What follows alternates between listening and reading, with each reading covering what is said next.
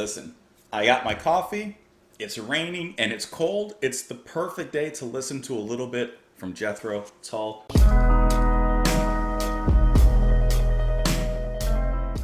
What is happening, everyone? Welcome back to the channel. Thank you so much for being here on this lovely, absolutely gorgeous day. I mean, it's going to be a beautiful day when you're listening to Jethro Tull. But like I said, I have something I don't usually get, but I got a white chocolate mocha peppermint coffee thing. I don't know. I'm not usually a peppermint, mint, and chocolate kind of guy, but this is kind of working today.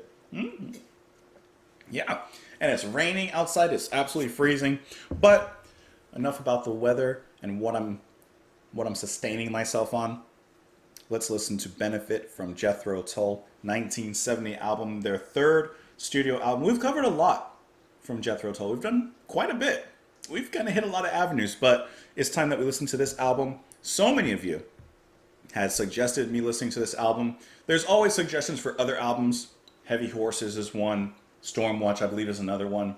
But there was a bigger part of the pie, so to speak, that recommended me listening to Benefit from Jethro Tull. Now, we've listened to two tracks that are kind of from this album, not from this album, depending on how you're looking at it. But we've listened to Teacher. I've listened to Witch's Promise. And as far as I know, looking at the track list, that is pretty much it, actually. So really the whole main track list is going to be totally new to me as we embark on this journey. So we're going to listen to the whole thing here together.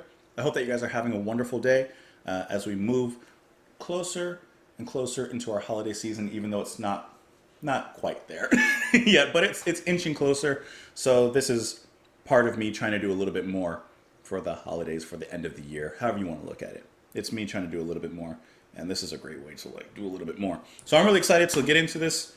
We'll talk about each of the songs probably after we listen to each of the ones here. It'll be edited on YouTube, but of course you can go to Patreon and watch it there for free as well if you want to do it that way. Or if you don't care so much about the music, you can just watch it right here as well.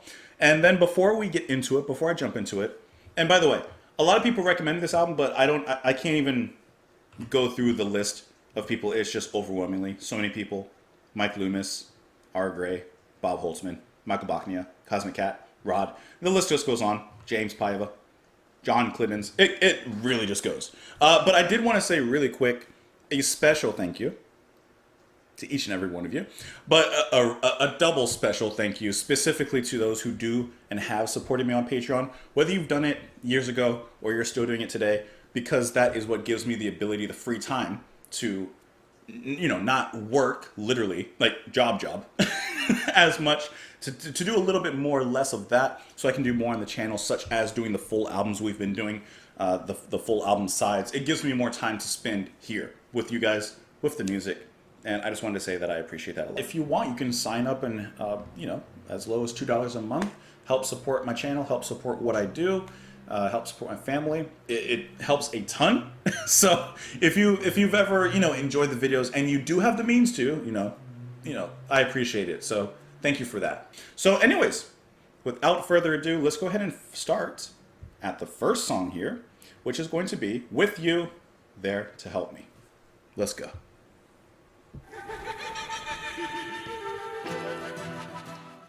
Crying, I want to know. That's perfect. Let's try some more.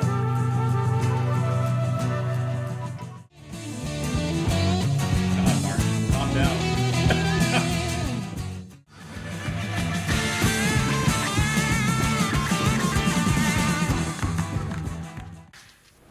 What a perfect opener. That is a great opener to this album. And can I tell you, obviously Jethro Tull, like when we entered and started listening to this, my expectations are up here, right? Listening to the first track, my expectations now for the rest of it are way up here. That was, to me, on a first listen, a perfect opener. Super exciting. Sounds like a great step up. Not that it was, bad, obviously. But this just sounds like an evolution in the band from Benefit, the previous album.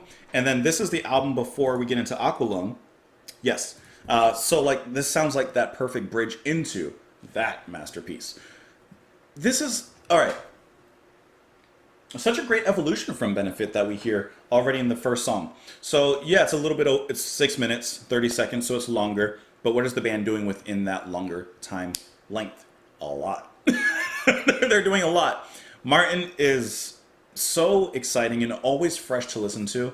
I love his electric guitar and how he pairs up so well with the electricity of Ian's flute playing.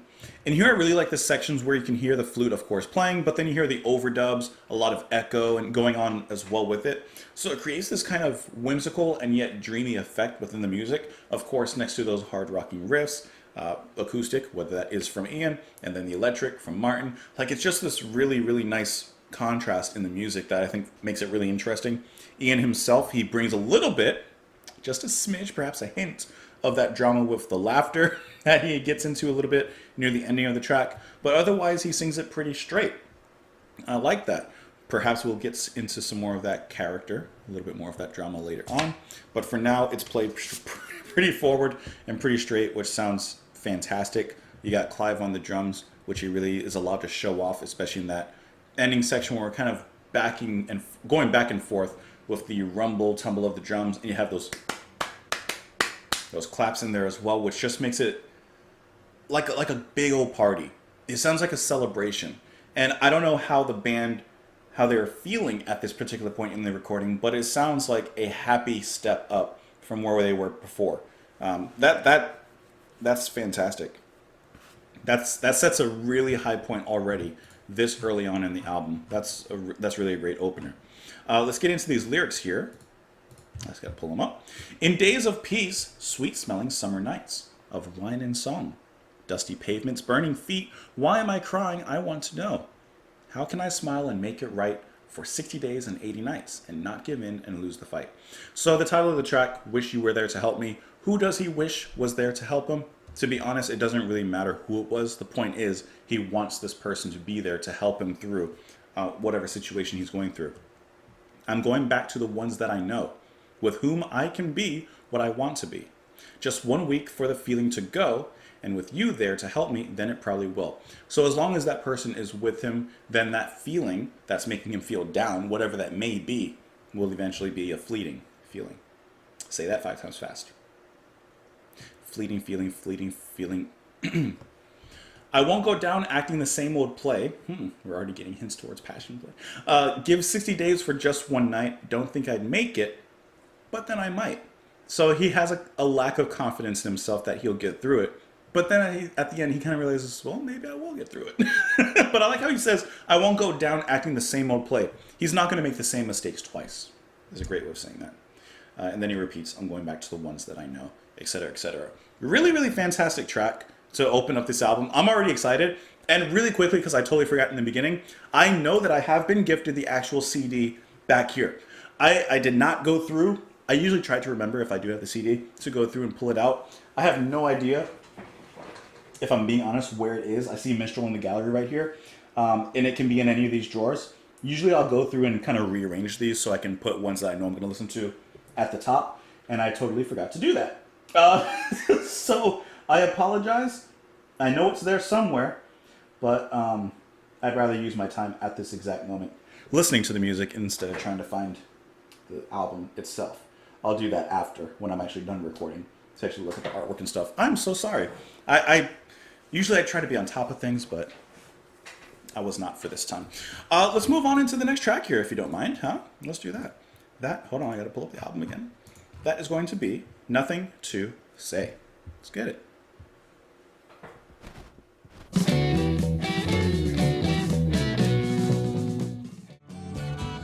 No, I say I had the answer, proven to be true. Well, I've got nothing to say. You wouldn't find. Isn't that great how it transitions to this riff? We are 2 for 2. Alright, before I get deeper into that track, that guitar solo at the end, so sweet as Ian trails off. That is just such an ecstatic moment. And we had 2 electric guitars there, which typically acoustic is played by Ian. I do see that he's also uncredited electric on that as well, which makes a lot of sense. I just love how he carries on a certain melody. Then you have Martin on top of that, just giving it its wings. This track, like I said, we're 2 for 2. I like how open the composition is in here. So far on this album, I know we've only listened to 2 songs, so, you know, but I'm sure I could say this. It's the perfect blend thus far of folk and rock. Now, I know what you're thinking. Well, JP, duh, it's Jethro Tull. Yes, but me listening to this album for the first time, it just comes across so genuine and so well thought out how they do it. Because if you were to take the electric away, if you were to perhaps simplify the drums a little bit, you can hear the folk music there. But because of the heavier drums, the rocking tones, the electric guitar, the way that it's played, it gives it that rock movement, of course. But it's never lost. That's what I mean, it's a perfect blend. One isn't really overpowering the other. It's all there if you look for it. And you can lean either way you want, but it's coming out sounding pretty good. But I love the, let me see, I want to say it was 325. I just love this moment, this little shift in the music. Here. Love how Ian sings this.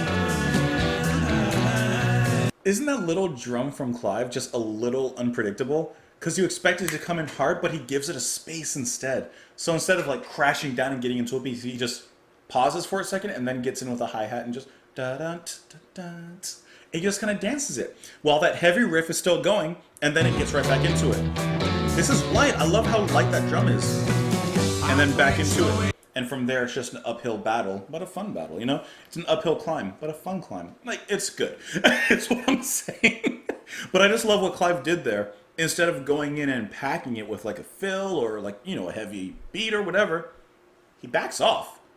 Which, I don't know about you, and I'm not speaking for other drummers, but me, if there's space, I'm a drummer. I like to fill it. So I just think that was really a smart choice in what he did. It was just one of those little moments that stood out in the song to me. And I just really enjoyed what he did there. And then let me pull it back here again. So, okay. I kind of missed it. So you hear along all the strings and all the guitars and the acoustic and everything. Do you hear that there's a little sound there that's kind of going like da-da, da-da? I don't think it's piano. I don't think it's organ, which is John Evan on that. To be 100% honest, I'm not sure what it is. It could be flute. It could be keyboards. I'm leaning towards keyboards. It's a little sound. It's buried underneath all of that acoustic guitar and everything, but... Ceilings crash, the See? walls collapse. And I don't think that's flute either. I don't know what that is, but if I had to give a guess, I would go keyboards, but I'm not 100% sure to say. So I guess I have nothing to say. Every day there's someone asking, what is there to do? Should I love or should I fight? Is it all the same to you? No, I say, I have the answer, proven to be true. But if I were to share it with you, you would stand to gain and I to lose. So interesting, this question and this answer that's being posed. Someone asked him, what is there to do, love or fight? He says, I have the answer. It's proven to be true. But if I tell you, I could lose out and you could gain. Interesting. Oh, I couldn't bear it, so I've got nothing to say, nothing to say, nothing to say. Now the question is, I guess, what is this being applied to? Who knows? Apply it to whatever your interpretation is. Every morning, pressure forming all around my eyes, ceilings crash, the walls collapse, broken by the lies that your misfortune brought upon us, and I won't disguise them. So don't ask me, will I explain? I won't even know to begin to tell you why. So he has his own personal fight, his own personal issues to deal with, and he does have the answer, but he doesn't want to necessarily give that answer to other people because they have to kind of fight their own way as well. Everyone fights in a different way, perhaps. Climb a tower of freedom, paint your own deceiving sign. It's not my part to criticize or to ask you to be blind to your own pressing problem, and that the heat you must unwind. And ask of me no answer, there is none that I could give, you wouldn't find. So they would find the answer on their own. They have to work it out. They have to fight their own fight. He has an answer, but it's really for himself. His answer may not apply and may not help them in their specific situation. Once again, what is the situation? leave it up to your own interpretation. As I don't directly see one here on Wikipedia as the meaning of, what Ian's talking about specifically in this track. But I think that's, one of the great things about music like this. It can be interpreted the way that you want to interpret it. Anyways, let's move on to the next track here, which is going to be Alive and Well and Living In. Boom.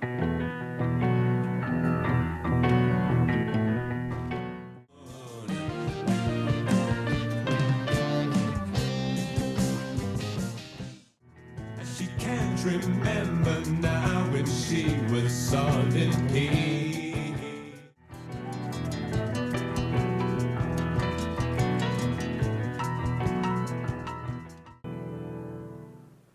Really nice that we get to hear Evans take lead on the piano in this one. My favorite part is actually that little break that lasts from about 2 minutes to something.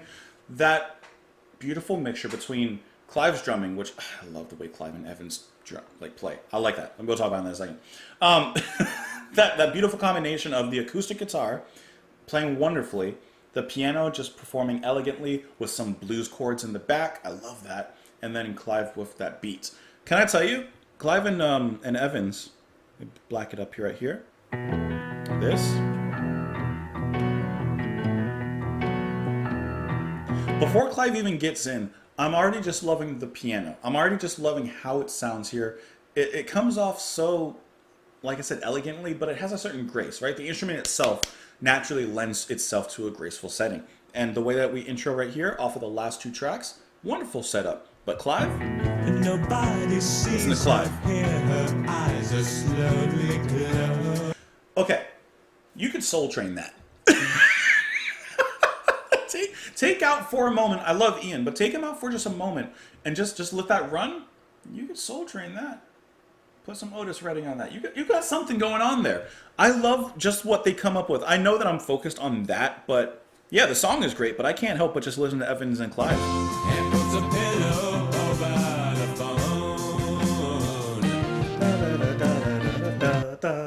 And Martin sounds really good when they come in running along on a run with Evans there. That's really cool, but it's this moment, this little break right here. That brilliant picking straight on my left ear, maybe on your right, I don't know, but it's so wonderfully folky, and it just elevates this track to something else. To be 100% honest, I love this song, duh, right? But this part, this whole section, I actually wish that kind of just was left to kind of jam, have a little extended jam on that, because I was really thrilled by that part.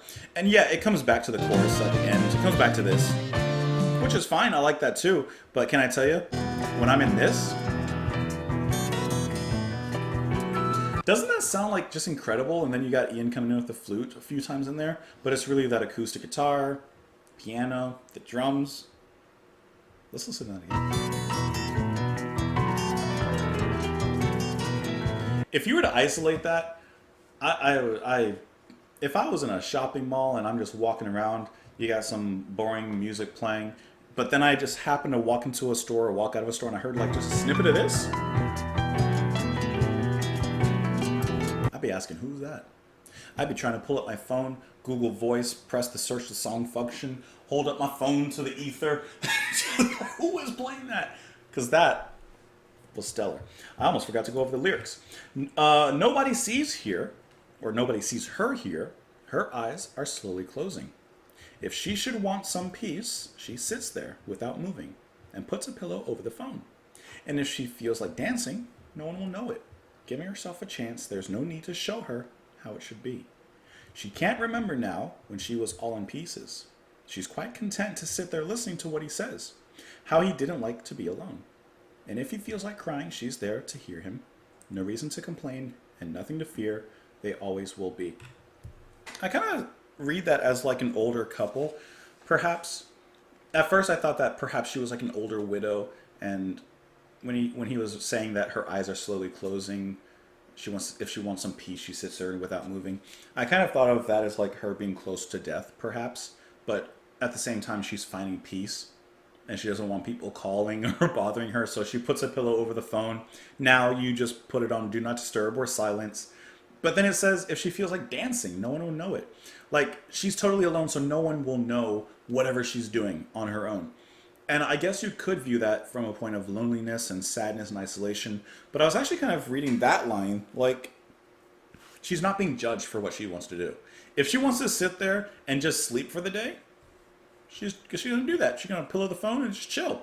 But if she wants to dance and just like feel alive and do kind of whatever she wants, like she's gonna do the same thing. So I actually kind of read it like as freedom in a bit. But then as we got into the second verse, she can't remember now when she was all in pieces. She's quite content to sit there and listen to what he says, how he didn't like to be alone. So maybe she likes to be alone, but he, maybe her husband or whatever, doesn't like to be alone. And if he feels like crying, she's there to hear him. No reason to complain, nothing to fear. They always will be. So perhaps it's a little simpler. Maybe she likes to be on her own, doing her own thing, but he likes to be with her, and she's going to be there with him to help him, to be with him, just to be a companion. I don't know. I mean, it seems like it could be something like that. Anyways, let's move on to the next track on this one. That's going to be Sun. Not like what's up there, but what comes out of like a child. I don't know why why did I go there? I didn't have to do that, and yet I found a reason to do so. Let's go.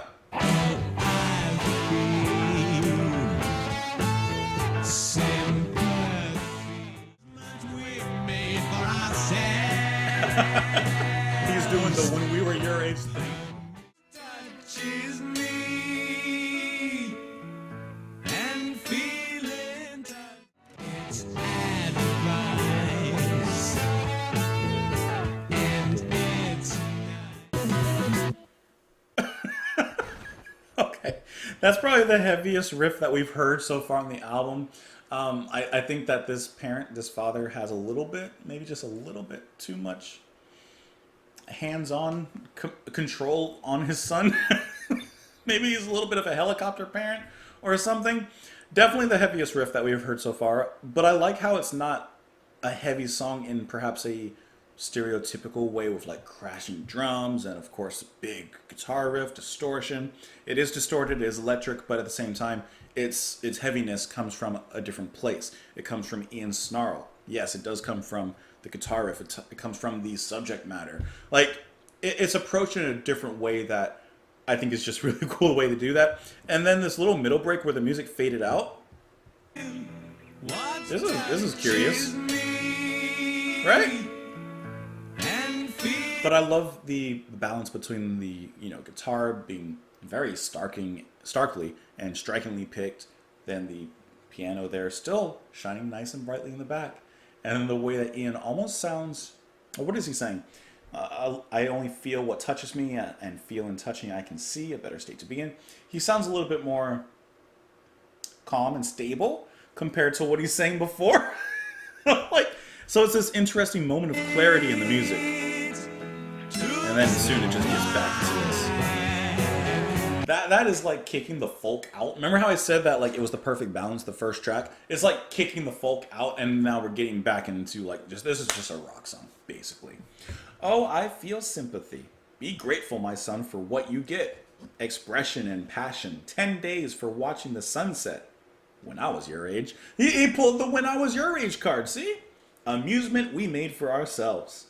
Permission to breathe, sir. Don't talk like that, I'm your old man. We'll soon be D-Mob, son.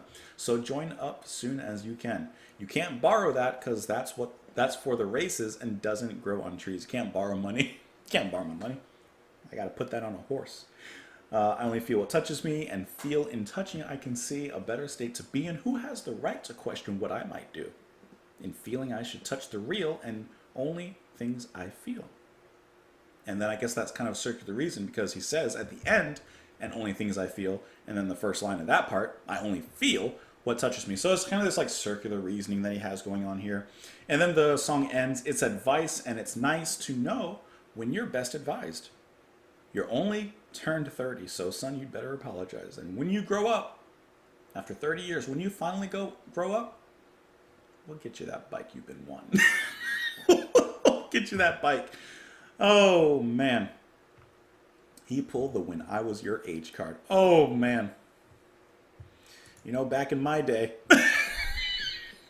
we had to We didn't have no video games. Had to walk 7 miles in the snow just to get to a playground. And there wasn't any sort of OSHA or security or standards or anything like that. The slide was rusty. And those swings. Oh man. Great song though. Let's move on to the next track. That is going to be For Michael Collins, Jeffrey, and Me. Okay, let's go.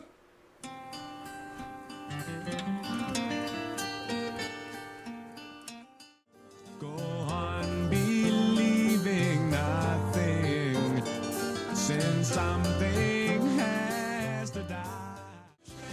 Made for two. I'm with you, boy. Kind of a country twang in that guitar now. And congratulate each other. So this track ends the first side of the album, and I think it's sung with a lot of sentimentality. Of course, the song title For Michael Collins, Jeffrey, and Me, I don't know who those people are. We'll look into that in a little bit. But obviously, it's a song dedicated to these people as it's entitled towards them. So Ian sings this with a little bit more, I don't want to say care, like he hasn't sung with care before. You guys know that's not what I mean. But he sings it with a little bit more sentimentality, something closer, a different kind of emotion, like there's something very personal to him, perhaps. I really enjoy the guitar playing on this one, especially with Evans as well on the side of the piano. And then that little upstart into the chorus itself is very powerful. It's like one of those kind of like start your car kind of moments. Like the ignition key is turned and it's just like excitement. You can feel that excitement just flow right into the chorus there. This song, what I really took away from listening to it is you get a little bit of a country, a little bit of a southern twang going on in here. Not only from Martin's guitar, because you do, listen, some of those little guitar riffs and those guitar lines he was throwing in on the side, straight country, right? And then even Ian himself, there was something in his voice that sounded like it had a little bit of that twang, you know? And, you know what I mean? They could have a little bit of that country twang. So this just further emphasizes at such a young time, perhaps in their career, spanning their whole career with all their music, how quickly they were growing, how diverse they were in their sound, and how no matter which way they sounded or which direction they were taking with their music, they knew how to bring that quality, no matter what. They were confident in their abilities, in what they're doing. I thought that was really good. Watery eyes of the last sighing seconds, blue reflections mute and dim, beckon tearful child of wonder to repentance of the sin. And the blind and lusty lovers of the great eternal lie go on believing nothing, since something has to die. So let's look this up really quick. I would imagine that this is written for these people, maybe because they passed or something. Now, I don't know, because I do have a few Michael Collins pulled up. I typed in the name and I'm getting two major figures and people. Michael Collins was an Irish revolutionary, soldier, and politician who was a leading figure in the early 20th century struggle for Irish independence. So it could be him. We have Michael Collins, the astronaut, an American astronaut who flew the Apollo 11 command module Columbia around the moon with his crewmates. That would be, of course, Armstrong and Aldrin, who made the first crew landing on the surface of the moon. I don't know which one this is going to be. Let me try something. I'm going to type in Michael Collins and then Jeffrey. Maybe we'll get something. Nope, all I get pulled up is this song specifically. Now, looking at songmeanings.com, let me pull that up really quick. It's still loading. Usually, there we go. Okay, it's loading now. So someone says, Michael Collins was the NASA astronaut, not the Irish revolutionary. The song is essentially about going to great effort, but failing to achieve fulfillment or being forced to merely observe important events without being able to act. Okay. LEM, which I actually was curious about, refers to the lunar lander, the lunar excursion module. Okay. Well, that makes a little bit more sense then. I'm with you, LEM, though it's a shame that it had to be you. The mothership, it's just a blip from your trip made for two. I'm with you, boys, so please employ just a little extra care. It's on my mind I'm walking behind when I should have been there. walking with you. So who's Jeffrey? That's my question. Who's Jeffrey? Because I got Michael Collins, I got Buzz Aldrin, I got Neil Armstrong. Is Jeffrey another person in the crew that didn't go on the moon? I don't know. I can't even tell you because I'm looking through really quick to see if anyone else mentioned it, but I don't see anything specifically. But I do kind of understand what he's saying about like, and the ape's curiosity, money, power wins, and the yellow soft mountains move under him. Like, we're all apes, but we're curious. So of course we like do things. We go to the moon, for example. But at the end, money, power wins. I feel like I'm missing something.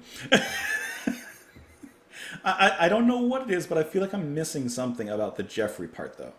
And I don't see anything specifically about that one part. So let's just move on to the next song. Hey, you can't learn everything at once. You gotta take it in time. And if you're sad about not learning about the Jeffrey part, I'll cry you a song. Let's move on to the next track. Let's move on into the next track. I hope that you guys are enjoying.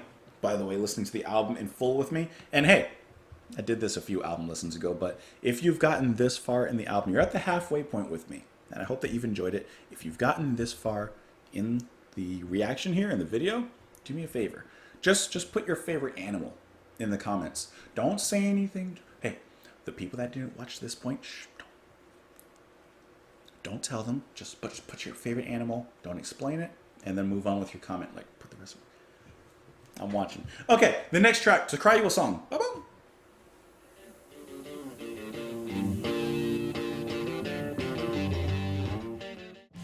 Flying so high, trying to remember. It's been a long time, still shaking my wings. Losing my dream inside this paper bag.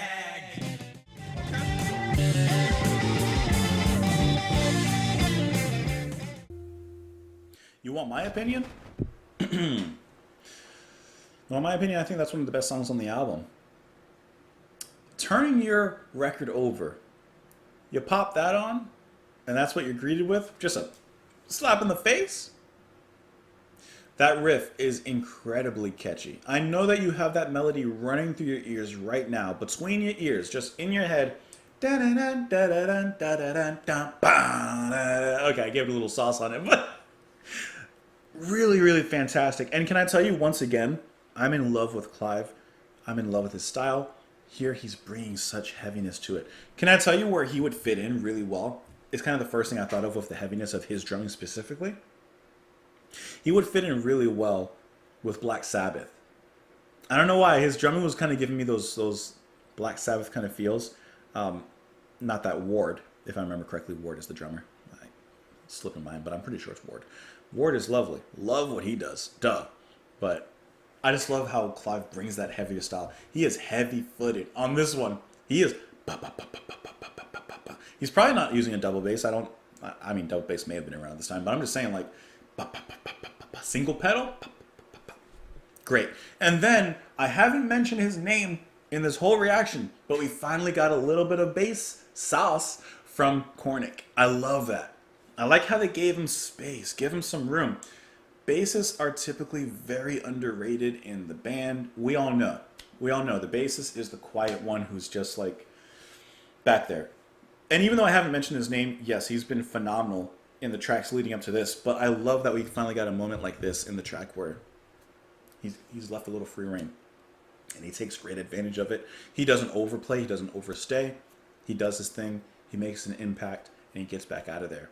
Ian sounds absolutely fantastic here as well. Of course, Martin blazing up a trail. Everyone's doing their thing, and I think that it's an incredible song. Extremely addictive. I love how we keep coming back to that riff. I'm going to do it one more time for you.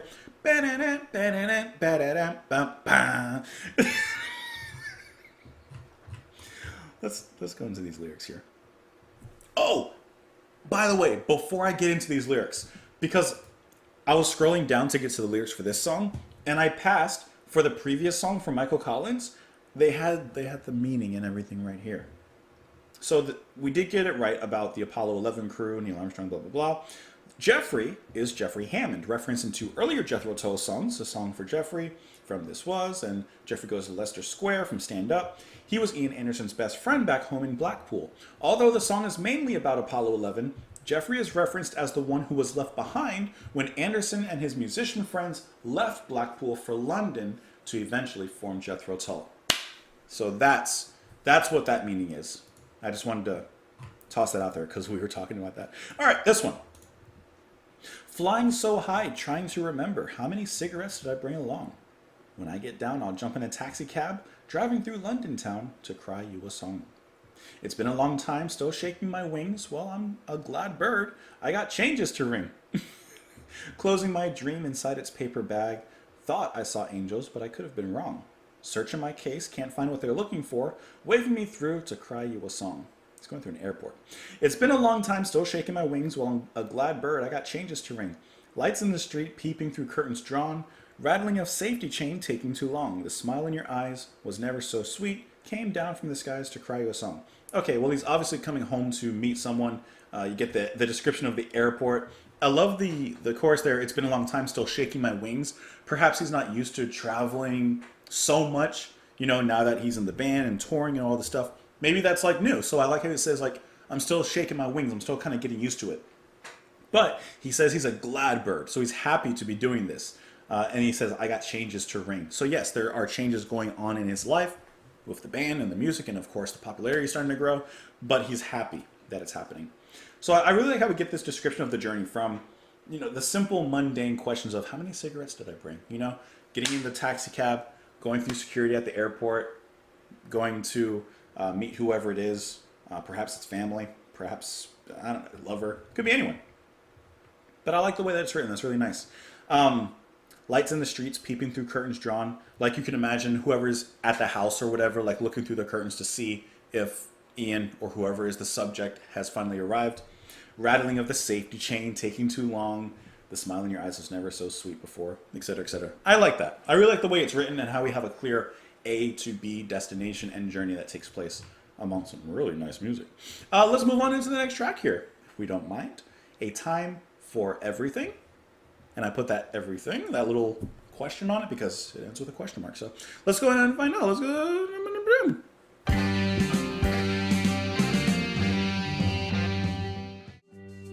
Nice. Ages past, I knew at last my life had never been.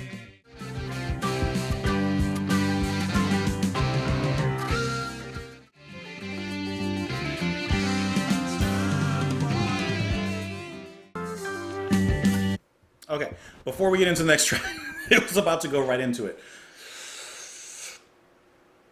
Once again, I'm really impressed by Clive, but now that I've mentioned his name, let's talk about Cornick real quick. Listen, if you listen to this track again, and if I listen to the track again, take out everyone except Cornick and his bass. He is getting B-U-Z. Okay? He is getting down throughout this whole thing. You could say he's soloing, but he's not. He's still backing up. He's still playing a pocket. He's giving everyone else their rhythm and their step. But listen to what he's throwing in there. So much melody, so much color in the way he's playing. That's really, really lovely. I like the back and forth, especially characterized in the ending. Ba, da, da, ba, ba, da, da, da, da. And then in that calm part, that's when, you get the flute, you get some nice, other licks of guitar. Like, it's just a really nice calm. And in that, Clive just kind of goes into his hi-hat. I love that. And then, ba, da, da, ba, da, da, da, da, da. It's just really nice back and forth. And then especially in the beginning half of the song, I really like how, once again, you've heard it before, but Martin and Ian himself, they both go electric guitar, flute, and they kind of sidewind, harmonize, sometimes back and forth with each other a little bit. It's just really cool to hear them kind of like have their own little, I don't want to say a duet, like a rivalry, like a musical rivalry, but a fun one, no hard feelings in anything. These lyrics, once it seemed there would always be a time for everything. Ages passed, I knew at last my life had never been. I'd been missing what time could bring. 50 years and I'm filled of tears and joys, but I never cried. Burn the wagon, the chain, and chain the mule. The past is all denied. There's no time for everything, no time for everything. I think that this is an open-minded thought and statement that there's just not enough time for everything. Perhaps at one point when you're younger, you have all the time in the world. But as time goes on, as he says, 50 years, as things move forward, you realize, maybe I don't have time for everything. Maybe I need to pick and choose, you know? And at that moment, he says, burn the wagon, chain the mule, right? He's been moving all his life. He's been going forward in a way that he doesn't like. So he says, burn the wagon, stop moving for a second, chain the mule. We're gonna stay right here for a moment. We can't stop time, but we're going to make the time we have last. We're going to instead focus in this specific area and make it grow in some way, in some portion of his life and himself, his personality, the band, whoever it is. Obviously, you're going to move forward in certain things and evolve, but focused. You know, keep it right here. Keep it in your periphery, right around here. Anyways, let's move into the next track here, which is going to be, actually, I got it over here. Inside, let's go. Which is also the name of a French movie, a French horror film. Oh, don't watch that. That's a deep one.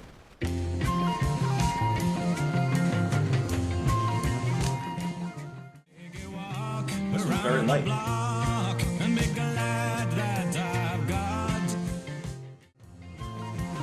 Interesting.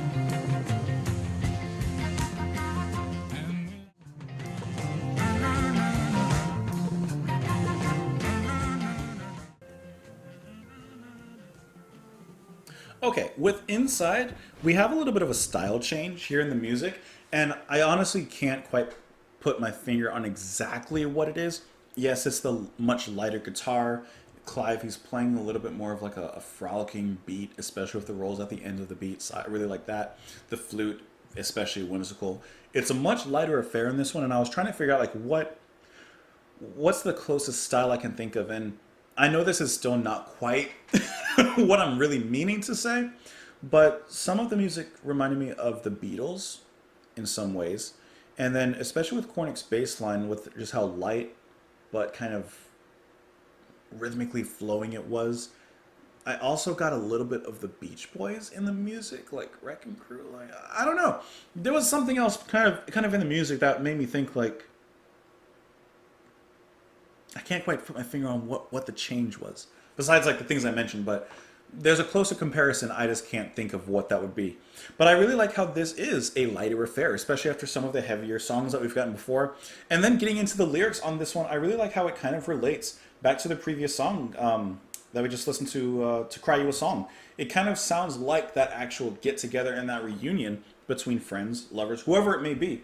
It just sounds like a reunion and an appreciation of finally being able to be together. So let's kind of go into that, because at first when I was reading it, I was thinking that it's about a prisoner that just got released. Like life on the inside is much different than life on the outside. But and when he said to take a walk around the block, I was thinking like block like in a prison. But I think that I'm a little off.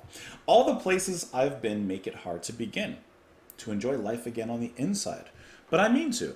Take a walk around the block and be glad that I've got me some time to be in from the outside and inside with you.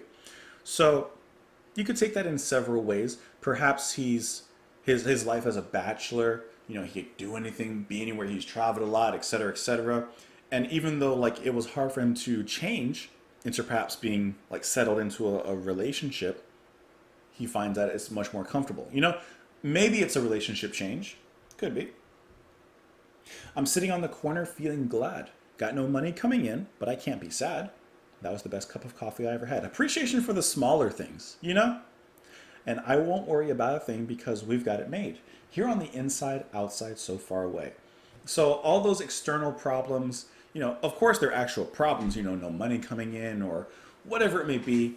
It's all relative, and at least I have you, at least there's us, and there's warmth, comfort, and love in this bond that we have together. And we'll laugh and we'll sing, get someone to bring our friends here for tea in the evening. Old Jeffrey makes three.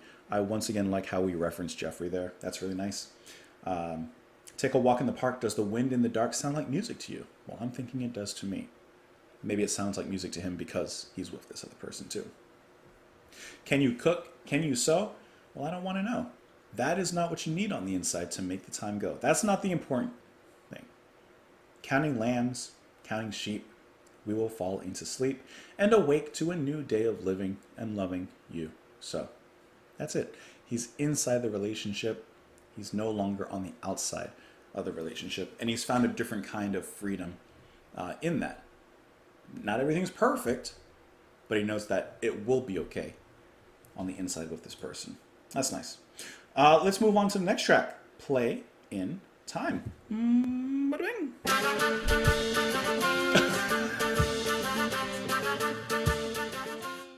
Sleeping is hard to come by, so we'll all sit down and try to play. More backwards guitar playing. That's cool.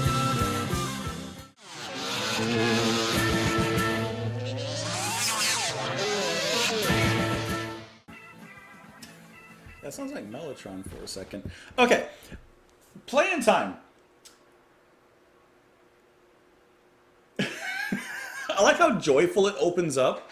Just flute ripping it up. The kind of marching band. Boom, boom. Really like that. Nice little cannonball explosive. And then you get into this really rocking song. But obviously the most interesting thing going on is, what I can imagine is the tapes being run backwards. And then Martin's guitar, which he is doing some really experimental stuff in here. Especially in that break section where I have no idea what he's doing. I couldn't begin to tell you. But he's putting some sort of secret sauce on that. I don't know what's happening, but he's doing something. But then those tapes running backwards. So it's used to great effect in this song and giving it this kind of strange kind of atmosphere. Like there's just something is slightly off. It's in an uncanny valley. And I think that there's at least two different types of tapes being run backwards. One, I'm going to say that it's Martin's guitar, like his electric guitar being played, and he put it in the tape, recorded it, and then they're running it backwards, or doing something to it and putting that back through. That's the first thing. But then later on, you got it again, and I was trying to listen to what it actually sounded like, and it sounded like singing. Like just like maybe either one person or a group harmony, and they're all singing just one sustained note, but then it was run backwards. So that was just kind of interesting. I don't know. I could be completely wrong. I definitely could be. But it sounds like there's at least two tape loops or whatever being played backwards or somehow altered. One guitar, one vocal. Either way, it's used to wonderful effect on here. And the heaviness with which the song gets down, especially because of Clive, is a joy to listen to. This is a fun album, isn't it? But like this part, isn't this all experimental? I love the back and forth between that really strange guitar and then going back into what would be standard for Jethro Tull. You know, this cat meowing. Okay, hold on. Back it up just a second. Back it up just a second into that one. Do you guys hear it? That's what I mean. Like that's that vocal part. Like it's run through a tape in the back. Listen beneath the riff. Which also makes me think,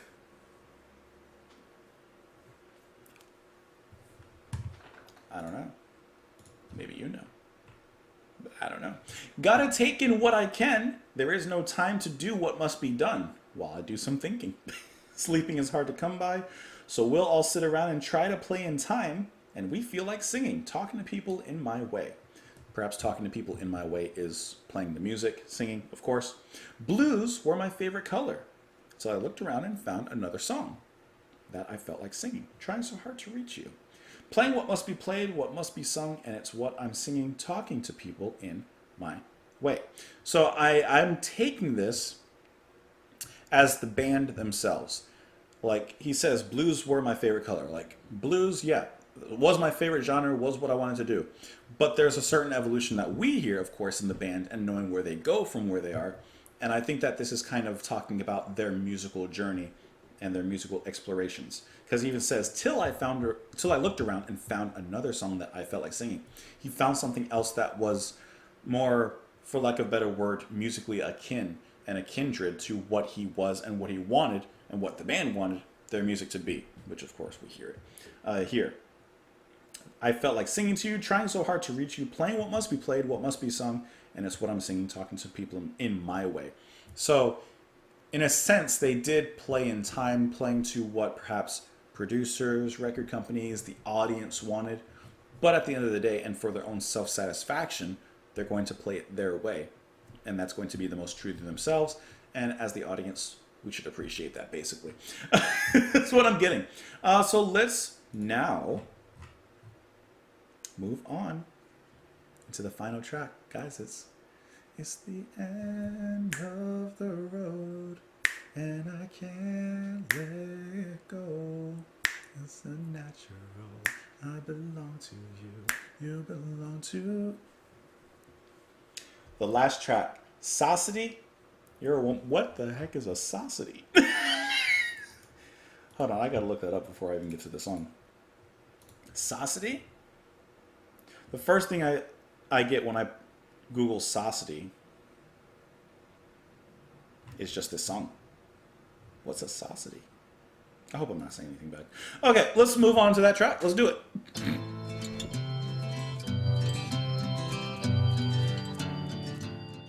Greet me rising at morning. Send me out. He put it down.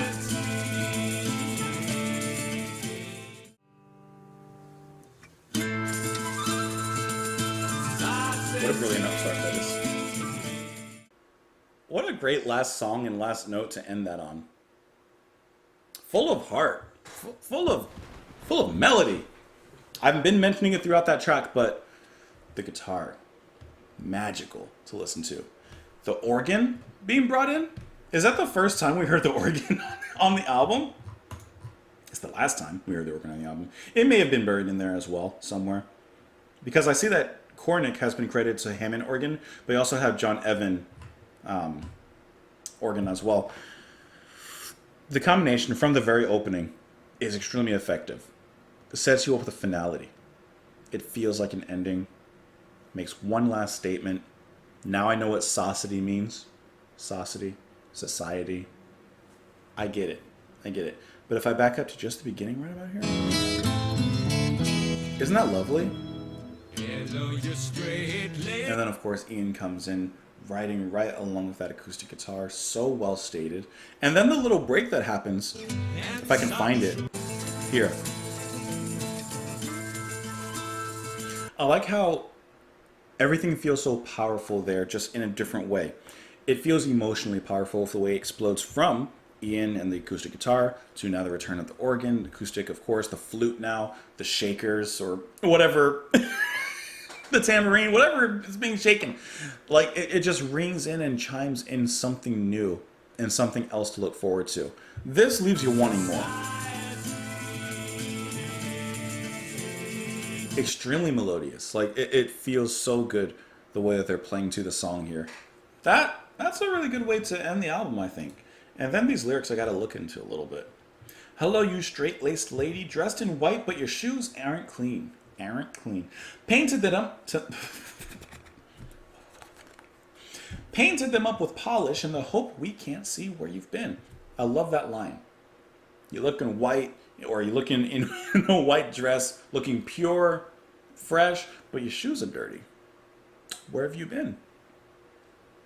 The smiling face that you've worn to greet me rising at morning sent me out to work for my score. Please me and say what it's for. I like that. The same face that was smiling at me and loving me also sent me out. Give me the straight-laced promise and not the pathetic lie. Tie me down with your ribbons and sulk when I ask you why. Your Sunday paper voice cries demanding truths I deny. The bittersweet kiss you pretended is offered, our affair mended. Saucity, you're a woman. Society, you're a woman. So he's comparing society to a woman in his perspective. And it's really interesting the way that he's kind of comparing the two. Like being in a relationship, basically, with society. Sounds like he's comparing being in a relationship with a toxic woman, and perhaps manipulating his feelings, his emotions, and his actions to please themselves. All of the tears you're wasting are for yourself and not for me.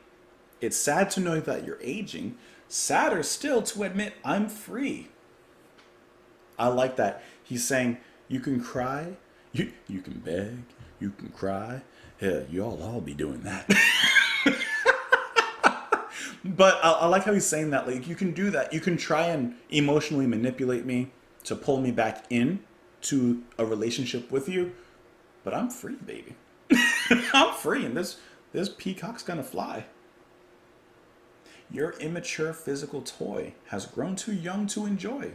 At last, your straight-laced agreement. Woman, you were too old for me. Society, you're a woman. That's a really nice way of comparing, like, and saying that he has this relationship with society, but it's a toxic relationship, and at the end of the day, he is going to be free. I like that a lot. That's really good. That's really good.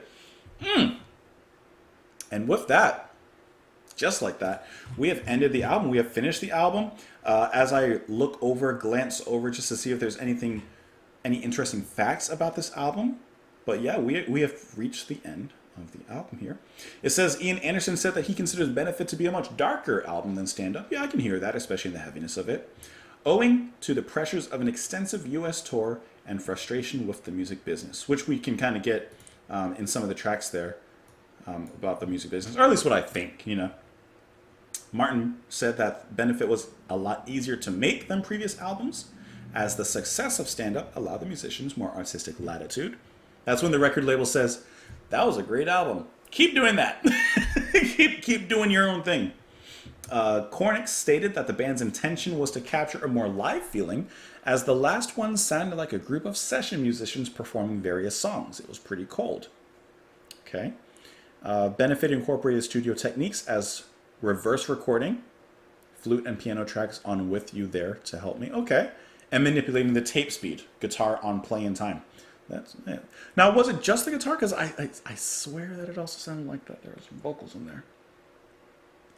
In a 1970 interview, Anderson noted that the addition of John Evan, keyboardist, had changed the band's style. John has added a new dimension musically, and I can write more freely now. In fact, anything is possible with him at the keyboard. That's a really big compliment, and of course, a great testament to how great he fits in here, because his piano playing was brilliant that we heard. And the organ, of course, dope. So anyways, guys, that's it. I ran out of coffee like, what was it, halfway through? I don't know, but I kind of missed my coffee. That was really good. Anyways, what a great pairing. Little brew, little Jethro crew, Jethro Tull. Anyways, I was trying to do a thing.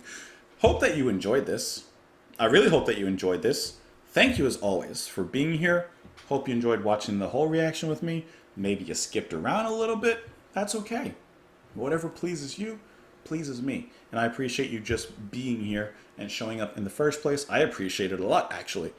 So please let me know your favorite songs on the album. Let me know your thoughts on the album. I know that there were a ton of you that were looking forward to this. So thank you for the suggestion. I appreciate you a lot.